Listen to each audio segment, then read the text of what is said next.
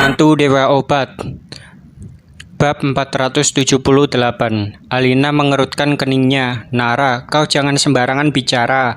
Bagaimana mungkin Hana dan Hiro yang mengambil jam tangan ini? Mereka bukan orang seperti itu. Nara merasa kesal. Ma, apa maksudmu? Mereka bukan orang seperti itu. Jadi maksudmu aku yang mengambilnya? Dengan marah Axel berkata, siapa bilang kau mengambilnya? Kita kan sedang menyelidiki hal ini. Jamnya hilang. Memangnya aku dan mamamu tidak boleh bertanya? Nara berkata dengan marah. Di dalam keluarga kita hanya ada beberapa orang. Kalau kau bilang Hana dan Hiro tidak mengambilnya, kalian pasti mengira kami yang mengambilkan. Kalau seperti ini, apa masih dinamakan bertanya? Jelas-jelas kau mengira kami yang mencuri jam tangan ini. Aku sudah bilang, rumah yang bernilai puluhan juta dolar saja direlakan Reva untuk kalian. Jadi menurutmu, apa Reva masih mau mengambil jam tangan yang harganya hanya ratusan ribu itu? Axel dan Alina mengangguk perlahan. Nara, benar. Reva tidak mungkin melakukan hal seperti itu. Tetapi kenapa jam tangannya hilang? Hana tampak geram. Hari ini kita mengatakannya dengan jelas. Keluarga kita hanya ada beberapa orang. Kalau bukan kalian yang mengambilnya, berarti kami yang mengambil. Hiro, ayo kita lakukan sumpah maut. Kalau kita yang mengambil jam tangan ini, maka kita akan disambar petir dalam ditabrak mobil. Bagaimana? Nara, Reva, apa kalian berani melakukan sumpah seperti ini? Dengan marah Nara berkata, siapa takut? Aku. Axel langsung menggebrak meja. Cukup ya, diam kalian berdua. Apa kalian tak malu? Hanya demi sebuah jam tangan saja, kalian kakak beradik harus membuat sumpah maut seperti itu? Benar-benar konyol. Dengan marah Hana berkata, jadi kalian mau aku bagaimana? Dia si Nara yang punya perusahaan farmasisu yang besar itu mengatakan bahwa dia tidak tertarik dengan jam tangan ini. Bukannya itu berarti menuduh aku dan Hiro yang mengambil jam tangan ini. Kalau tidak membuktikannya, itu kan berarti kami harus menerima tuduhan sebagai pencuri. Dengan panik Nara berkata, siapa yang menuduh kau sebagai pencuri? Aku cuma bilang bahwa kami tidak mengambilnya. Hana, kau bisa bicara dengan logis enggak? Tadi datang kau langsung bilang Reva yang mengambilnya. Kalau aku tidak mengklarifikasinya, itu berarti Reva harus menerima tuduhanmu. Begitu. Tiba-tiba Hana terdiam sejenak. Dan pada saat ini, tiba-tiba Hiro berkata, Pa, Ma, aku mau menjelaskan sedikit dulu. Kami pulang dan tinggal di rumah ini dengan tujuan untuk lebih dekat dengan kalian berdua. Agar kami bisa lebih berbakti kepada kalian juga. Dan tujuan lainnya di kemudian hari, aku juga akan membantu kalian berdua mengelola apotik serta perusahaan konstruksi. Jadi, kami juga harus lebih sering berdiskusi dengan kalian berdua. Kami tidak menginginkan apa yang ada di dalam keluarga ini. Kami juga sama sekali tidak pernah seperti itu. Jadi, aku harap kakak ipar, kau dapat menurunkan kewaspadaanmu terhadap kami. Kau juga tidak perlu melakukan trik-trik aneh di belakang kami. Beberapa orang yang ada di ruangan itu tampak tercengang. Reva mengerutkan keningnya dan berkata, apa maksudmu? Trik-trik aneh apa yang aku lakukan? Mata Hana langsung berkilat dan berkata, seharusnya orang ini tahu dengan jelas apa yang telah dilakukannya. Aku rasa memang ada seseorang yang sengaja mengambil jam tangan itu. Dia ingin menjebak kami sehingga kami berdua bisa diusir dari rumah ini. Tetapi cara ini memang benar-benar tercela sekali. Mencuri barang untuk menjebak orang lain, benar-benar hina sekali. Axel dan Alina yang mendengar ucapan mereka itu langsung menatap Reva dengan waspada lagi. Nara langsung marah. Hana, kau jelaskan ucapanmu yang barusan itu. Apa maksudmu? Kau ingin mengatakan bahwa Reva yang mengambil jam tangan itu dan sengaja menjebakmu? Hana mendengus dingin. Aku tidak mengatakannya, kau sendiri yang bilang. Tetapi, Pa, Ma, kalian harus tahu, rambut boleh sama hitam, tetapi hati orang siapa yang tahu. Reva tidak menyukai aku dan Hiro sejak dulu. Nara hampir saja meledak karena marah dan ocehan Hana itu benar-benar menjengkelkan sekali. Hana, kau perjelas apa ucapanmu tadi itu. Siapa yang menjebak kalian? Kalau bisa kau tunjukkan buktinya, ujar Nara dengan marah. Hana mendengus dingin tanpa mengucapkan apa-apa. Dan pada saat ini, Axel mengibaskan tangannya sambil berkata, "Sudahlah, lupakan saja. Untuk apa ribut-ribut?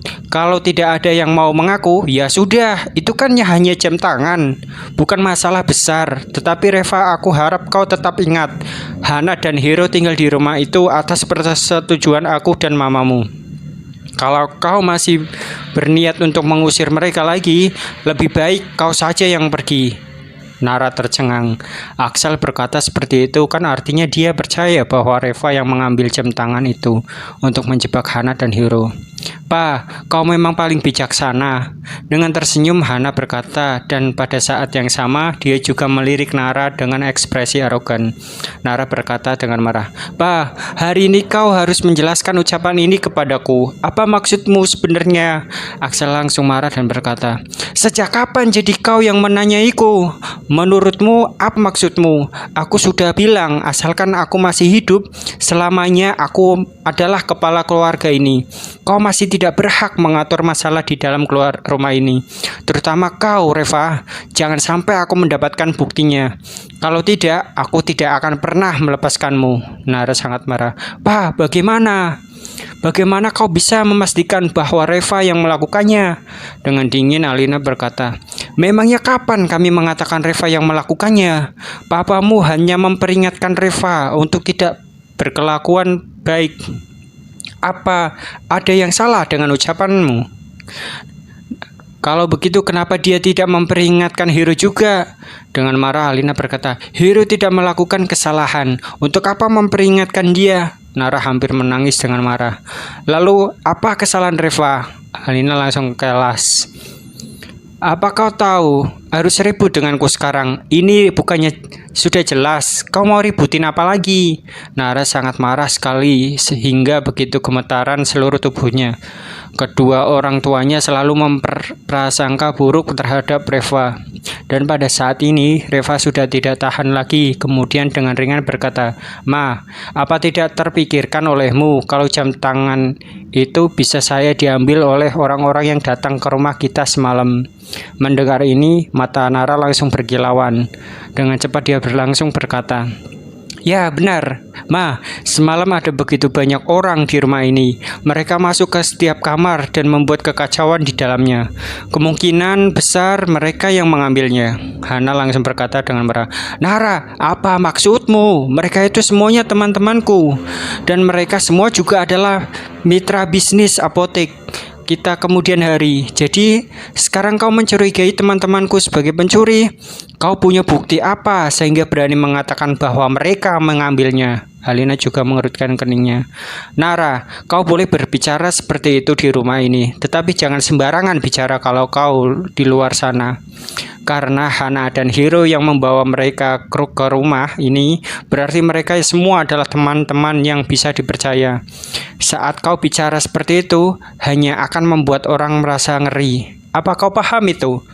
Kalau kau bertemu dengan orang yang memiliki temperamen buruk, bisa-bisa kau akan dituntut dengan tuduhan fitnah." Nara terdiam. "Ma, kalau begitu bagaimana kau ingin aku mengatakannya? Begitu datang kalian sudah langsung mencurigai Reva. Kalian bisa mempercayai teman-teman Hana, tetapi mengapa tidak bisa mempercayai Reva?" Alina secemberut, tetapi dia tidak berbicara. Namun ekspresi wajahnya tampak jelas bahwa dia sama sekali tidak percaya kepada Reva. Hana mendengus dingin. Siapa juga yang akan percaya dengan bajingan tak berguna yang biasanya hanya numpang di rumah keluarga istrinya? Coba kau pikir, pergi keluar dan tanyalah kepada mereka yang ada di luar sana, apa mereka akan lebih percaya kepada teman-temanku yang ada dari kelas atas atau kepada seorang bajingan tak berguna seperti dia? Nara sangat marah sekali. Hana yang begitu menghina Reva benar-benar membuat dia tak tahan lagi. Dengan tak berdaya Reva berkata, "Sudahlah, lupakan 480. Axel dan Alina sama-sama tercengang. "Apa masih bisa ditemukan orangnya?" Alina bertanya dengan aneh. Sebenarnya dia selalu mengira bahwa Reva yang mengambil jam itu. Hana mencibitkan mulutnya. Mana mungkin bisa ditemukan. Ini namanya maling teriak maling. Maling sendiri yang mengatakan dia akan menangkap maling itu sendiri. Apa mungkin?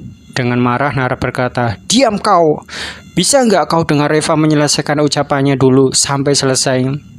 Axel mengibaskan tangannya dan berkata, "Reva, bagaimana caranya kau akan menemukan jam tangan itu kembali?" Reva berkata dengan suara rendah, "Bah, aku pernah mendengar Tuan Austin berkata bahwa jam ini ada GPS-nya, jadi bisa meminimalisir pencurian jam tangan. Kita hanya perlu menghubungi kantor pusatnya saja, maka posisi jam tangan ini akan ditemukan. Sebenarnya tidak sulit untuk menemukan jam tangan ini." Mata Axel langsung membelalak lebar dengan takjub. "Yang benar. Kalau begitu cepat kau cari dan temukan kembali jam tangannya." Reva mengangguk. "Aku akan menghubungi kantor pusatnya dulu dan meminta mereka untuk membantu menemukannya kembali. Tetapi itu akan memakan waktu." Dengan senang Axel berkata, "Tidak masalah. Asalkan bisa ditemukan kembali, berapa lama pun tidak apa-apa." Reva bergegas ke dalam kamar dan menghubungi Kenji. Dia meminta Kenji untuk membantunya menangani masalah ini. Nara dengan nada marah dan rasa puas hati berkata, "Hana, apalagi yang mau kau katakan sekarang? Aku sudah bilang, jam tangan ini memang bukan diambil Reva."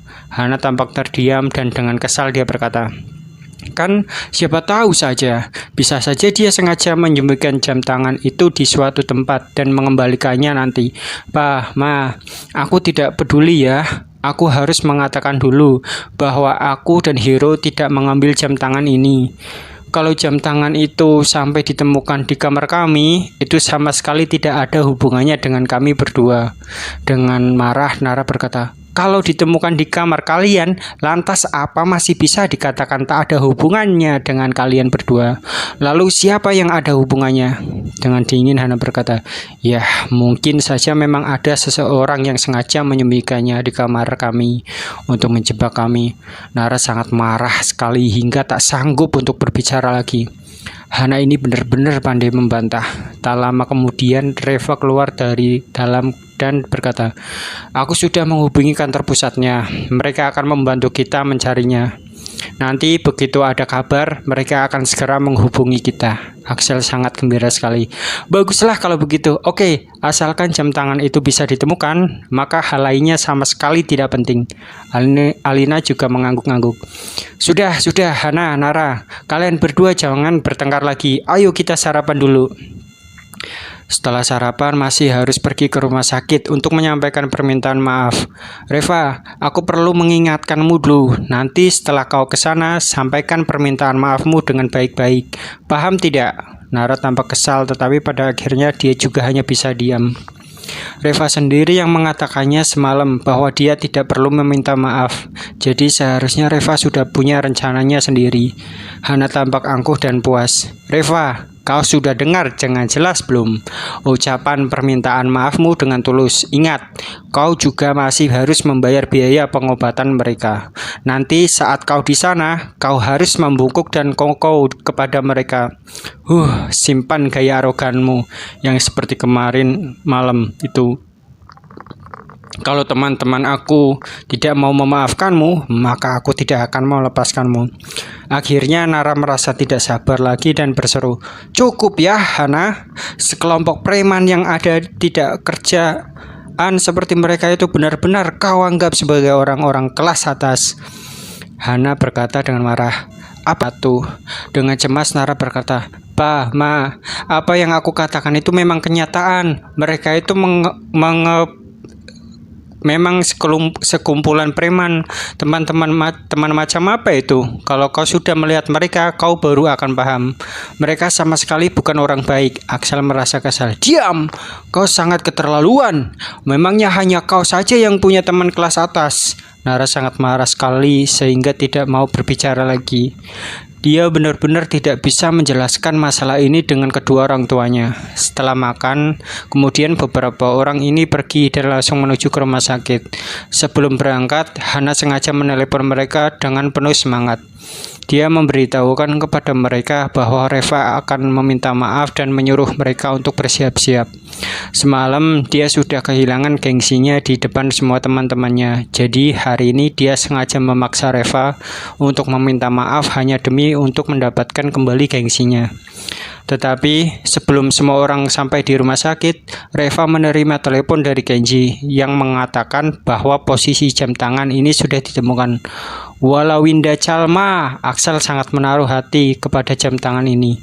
Jadi begitu dia mendengar jam tangan ini sudah ditemukan, dia langsung berbalik dan bergegas untuk menemukan jam tangan itu.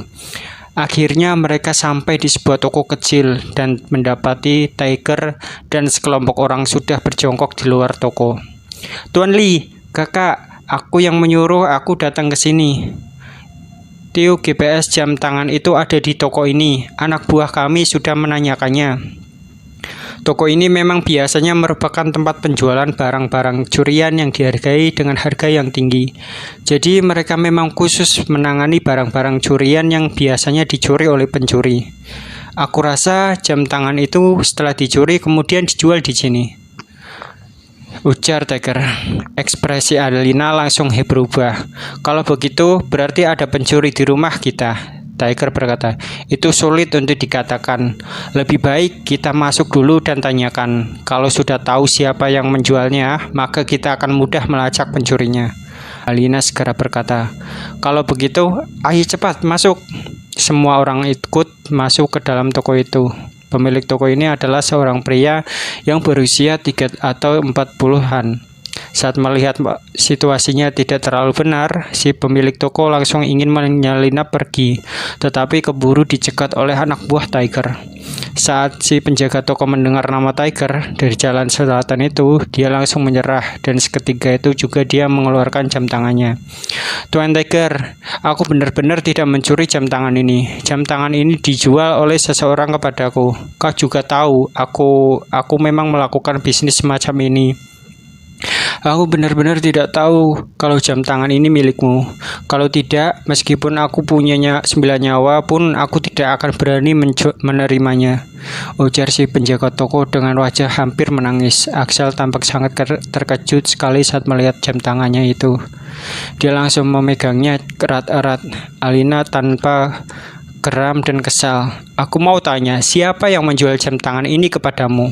Saat berbicara, dia sengaja melirik Reva dengan tatapan khusus dan memberi isyarat kepada penjaga toko untuk melihat kepala Reva. Nara benar-benar tidak sabar lagi. Ternyata Alina masih saja tidak mempercayai Reva. Si pemilik toko melirik Reva dengan tatapan kosong. Dia menggaruk kepalanya dan berkata, Tante, aku tidak bisa menggambarkan penampilan spesifiknya, tetapi di toko aku ada kamera CCTV. Aku akan memutar rekaman kamera CCTV itu untuk kalian melihat. Lalu si pemilik toko melakukan beberapa setelan, kemudian dengan cepat rekaman CCTV itu tampil di layar TV-nya. Sekarang semua orang dapat melihat dengan jelas bahwa di dalam layar itu ada seorang pria berusia 20-an yang datang ke toko itu untuk menjual jam tangannya. Saat melihat si pria ini, ekspresi Hiro dan Hana langsung menjadi aneh. Reva mendapati ekspresi mereka yang aneh dan langsung berkata, Hiro, apa kau kenal dengan orang ini? Hiro tampak canggung dan berkata, Aku tidak. Tiba-tiba Tiger menyeletuk. Hiro, kau harus bertanggung jawab atas ucapanmu. Itu tidak sulit bagiku kalau kau mencari orang ini. Dan kalau pada saat itu dia mengatakan bahwa dia mengenalmu dan kau malah mengatakan tidak, sebuah ucapannya itu langsung membuat Reva takut. Dia berbisik, Aku kenal. Ekspresi Axel dan Alina langsung berubah. Dengan marah keduanya langsung berkata, Hiro, jadi ternyata itu ulahmu. Hiro buru-buru berkata, Pa, Ma, ini bukan yang melakukannya. Aku memang mengenal orang ini, tetapi bukan berarti aku mencuri jam tangan ini. Hana juga kenal dengan orang ini. Alina langsung menatap Hana dengan marah. Apa yang terjadi sebenarnya? Hana langsung panik. Ma, aku juga tidak tahu. Dia adalah pacar sahabatku. Bab 482. Tiger mendengar ucapannya dan langsung berkata, Lalu apa sahabatmu ada datang ke rumahmu? Hana, dia memang datang. Semalam saat kita mengadakan pesta di rumah, dia datang dan menghadiri pestanya. Tiger mendengus dingin. Kalau begitu sudah jelas kan masalahnya.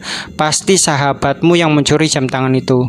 Lalu pacarnya yang pergi menjual jam tangan itu. Hana, kau benar-benar telah bergaul dengan teman-teman yang baik. Wajah Hana memerah. Dia tak sangka masalahnya akan menjadi seperti ini. Dan kali ini buktinya sangat jelas dan kuat, sehingga dia sama sekali tidak bisa menyangkal lagi. Axel dan Alina sangat kesal. Hana, apa mereka ini adalah mitra bisnis yang kau katakan itu? Aku tanya kepadamu, siapa orang-orang ini? Mengapa mereka datang ke rumah kami dengan diam-diam dan melakukan hal tercela seperti ini? Mana ada orang-orang dari kelas atas yang mau melakukan hal seperti itu? Hana menundukkan kepalanya dan tak bisa berkutik lagi. Tiger mencebikan mulutnya. Yang benar, orang-orang ini adalah mitra bisnis kalian. Direktur Su, di antara semua orang-orang ini, anak buahku mengenal setidaknya setengah dari mereka. Dan kebanyakan dari mereka adalah orang yang menganggur dan seharian kerjanya hanya nongkrong di jalanan. Biasanya mereka hanya mengandalkan gosip dan hal-hal tercela lainnya untuk mencari makan. Sama sekali tidak punya kerjaan yang benar. Beberapa dari mereka bahkan masih ingin menjadi anak buahku. Tetapi karena mereka suka melakukan hal yang tercela, sehingga aku tidak menerima mereka lagi. Kalau kalian mau bekerja sama dengan mereka, lalu bisnis apa yang ditawarkan oleh mereka? Setelah mendengar ini, Axel dan Alina bahkan semakin marah. Hana, aku tanya kau, apa benar apa yang dikatakan oleh Tiger itu? Tanya Axel dengan marah. Hana menundukkan kepalanya dan tidak bisa mengatakan apa-apa. Axel menoleh kepada Hiro dan berkata dengan marah, coba kau bilang, apa orang-orang ini benar-benar mitra bisnis kita? Hiro tidak berani bersilah lidah di depan Tiger. Jadi dia hanya bisa berkata dengan suara kecil, bukan. Alina sangat marah sekali. Kalau begitu, apa yang kalian katakan sebelumnya itu berarti adalah kebohongan semua. Mereka ini adalah sekumpulan preman. Kalian benar-benar mengajak sekumpulan preman seperti mereka untuk pergi ke villa kami. Kalian ini benar-benar telah membawa pencuri masuk ke dalam rumah. Kau juga bilang bahwa Reva menindas mitra bisnis kita. Sudah benar kalau Reva mengusir orang-orang seperti mereka. Sudah berapa banyak kebohongan yang kalian katakan kepada kami? Hiro hanya bisa menundukkan kepalanya dengan tak berdaya. Dia sama sekali tidak bisa mengatakan apa-apa lagi dan hanya bisa tertunduk. Wajah Nara langsung menjadi lega. Sejak semalam sampai sekarang, dia benar-benar merasa sangat marah sekali. Kedua orang tuanya benar-benar berat sebelah dan selalu memiliki prasangka buruk terhadap Reva, sehingga benar-benar membuatnya merasa tidak nyaman. Dia sudah terus menyangkal dan berdebat dengan mereka, tetapi sama sekali tidak ada gunanya. Tak disangka, masalah ini akhirnya selesai juga. Dan dia bisa menegakkan kepalanya lagi. Axel dan Alina memarahi Hiro dan Hana. Kemudian dengan marah mereka pergi sambil membawa jam tangannya. Sedangkan masalah ke rumah sakit untuk menyampaikan permintaan maaf itu pun tidak perlu pergi lagi. Nara merasa senang sekali. Lalu dia pergi bersama Reva untuk bekerja. Hana dan Hiro tampak kecewa dan tertekan. Tadinya mereka ingin membuat Reva meminta maaf dan melemparkan masalah ini kepada Reva untuk ditangani.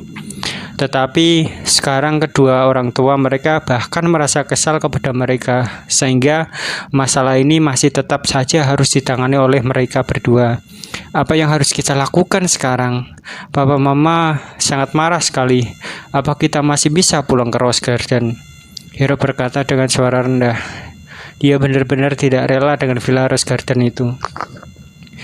Meski dia tinggal di kamar tidur yang ada di lantai dasar dan bukan kamar tidur utama, tetapi bagaimanapun juga kamar itu jauh lebih besar daripada ruang tamu di rumahnya.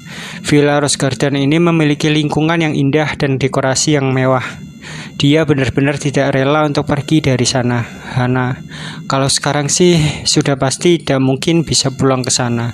Kita pulang ke rumah kita dulu satu malam dan besoknya baru pergi mencari papa dan mama untuk memohon belas kasihan. Semua ini gara-gara si bajingan Reva itu. Dia benar-benar sangat menjengkelkan sekali. Tidak bisa. Aku harus membuat rumah ini menjadi milikku, agar tak ada orang yang bisa mengusirku dari rumah ini. Di kemudian hari, mata Hiro berbinar.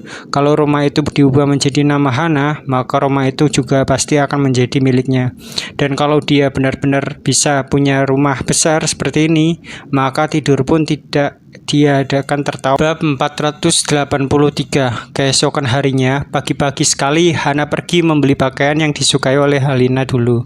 Lalu dia meminta Hiro untuk membeli beberapa botol anggur juga. Setelah itu dia langsung pulang dan menyenangkan hati Alina. Akhirnya bisa pulang ke rumah ini lagi. Tentu saja beberapa hari ini mereka juga menjadi lebih baik dan diam. Kejadian ini baru saja terjadi, mereka belum berani menyerang Reva tentang masalah rumah ini. Untuk sementara mereka juga bersikap baik. Nara sangat terkejut saat melihat perubahan sikapnya itu. Apa akhirnya adiknya sudah sadar dan berubah menjadi baik? Kalau benar begitu, maka itu akan bagus sekali. Reva juga masih tetap berangkat ke rumah sakit untuk kerja setiap harinya. Dulu hanya dia satu-satunya orang yang berada di kantor. Jadi setiap hari dia bisa sangat santai. Tapi sekarang ada Devi di sana dan dia juga tidak tahu mengapa tiba-tiba ada beberapa pasien yang mendatangi ke departemennya. Dan yang datang mencarinya itu juga bukan pasien yang memiliki penyakit serius, sehingga dengan mudah Reva membantu mereka mengobatinya. Tetapi yang tidak Reva ketahui adalah ternyata pasien-pasien yang datang kepadanya ini sebenarnya mereka semua datang demi untuk melihat Devi. Kebanyakan dari mereka adalah para pria muda. Tujuan yang pertama tentu saja untuk bertemu Devi. Kalau untuk ke dokter itu hanyalah tujuan sekunder mereka. Reva tak tahan untuk tertawa, tetapi dia juga tidak terlalu memperdulikannya. Sebenarnya dia tidak punya kesan yang baik tentang Devi, namun selama beberapa waktu ini kinerja Devi juga lumayan baik. Kalau Devi bisa bersikap baik dan taat, dia pasti bisa menemukan pria yang baik untuk dijadikan pasangannya, dan Reva juga akan merasa senang untuknya. Siangnya, begitu Reva sampai di farmasi Su, dari jauh dia sudah dapat melihat Herman yang berdiri di depan pintu. "Herman, ada apa?" tanya Reva dengan heran. Ekspresi Herman tampak bersemangat sekali. "Reva, malam ini ada reuni kelas, apa kau mau ikut?" Reva menyeringit sedikit. Dulu waktu di sekolah dia sama sekali tidak dianggap, apalagi keluarganya juga miskin, jadi dia sering diejek dan diganggu pada saat itu. Sedangkan reuni kelas ini memang selalu diadakan setiap tahunnya, tetapi Reva tidak pernah menghadirinya. "Herman, aku tidak ikut," ujar Reva sambil mengibaskan tangannya. Dengan cepat, Herman berkata, "Kau tak perlu khawatir, kalau hanya reuni kelas biasa, aku pasti tidak akan datang mencarimu. Tetapi kali ini, Carlos juga akan datang ke reuni kelas itu." Mata Reva langsung membelalak berlebar. "Apa? Carlos? Apa? Apa dia benar-benar akan datang ke reuni kelas? Kau yakin?" Herman mengangguk dengan cepat. "Sangat yakin. Tadi ketua kelas menelepon dan baru saja memberitahukannya kepadaku. Oh ya, Carlos juga sudah mau menikah, jadi dia mungkin akan datang bersama dengan tunangannya. Reva, apapun yang terjadi kali ini, kita harus pergi." Reva mengangguk dengan penuh semangat. Matanya tampak sedikit memerah. Dulu waktu di sekolah, dia, Herman, dan Carlos terkenal sebagai tiga serangkai. Mereka bertiga tinggal bersama di asrama dan duduk berdekatan juga di kelas. Perangai Carlos lebih lemah, sedangkan dia dan Herman diantaranya keduanya. Tetapi kalau dia telah menganggapmu sebagai temanmu, dia pasti akan melakukan apa saja untukmu. Di sekolah, keluarga Reva merupakan keluarga yang paling miskin. Seringkali dia tidak cukup makan. Sedangkan orang tua Carlos bekerja dengan karir ganda, jadi situasi keluarga mereka relatif lebih baik. Mereka juga sering mengajak Reva untuk pergi makan, setidaknya 2 kali dalam seminggu. Lalu karena naas, keluarga Reva mengalami bencana, dan saat Carlos sudah bekerja untuk beberapa waktu, dia memberi uang sebanyak $50.000 kepada Reva. Uang itu telah dia tabung dengan susah payah. Dia bahkan tidak meminta surat hutang kepada Reva. Kalau bukan karena uang 50.000 dolar dari Carlos itu, mungkin adiknya si Reina itu sudah tak ada lagi di dunia ini sejak lama.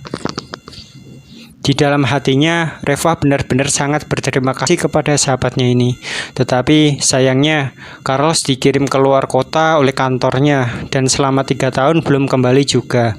Saat itu Reva sama sekali tidak punya ponsel, jadi akhirnya perlahan-lahan keduanya saling kehilangan kontak. Pada waktu itu, Reva juga belum mampu membayar uang 50.000 dolar itu. Ini juga selalu menjadi beban terbesar di hati Reva. Dan sekarang, Carlos sudah pulang ke kota ini. Jadi, apapun yang terjadi, Reva harus datang ke reuni klasik kali ini.